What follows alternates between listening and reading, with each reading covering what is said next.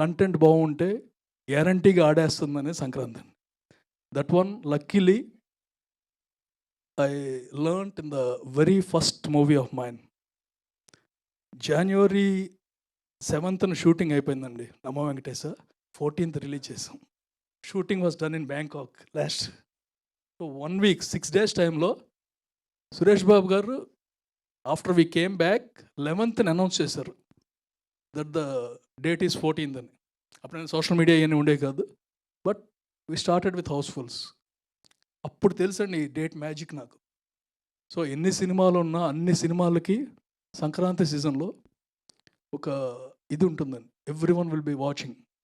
So డెఫినెట్గా content బాగుంది, ఎప్పుడైనా పర్వాలేదు అనే ధీమాతోనే వి స్టార్టెడ్ ఆఫ్. బట్ అందరికీ డౌట్ ఉండేదండి, మీకే కాదు అంటే మీకంటే 100% డౌట్ ఉంది, but everyone including the family members of my house ఎలా వస్తుంది అని సినిమాల మధ్య ఎందుకు వెళ్తున్నారు.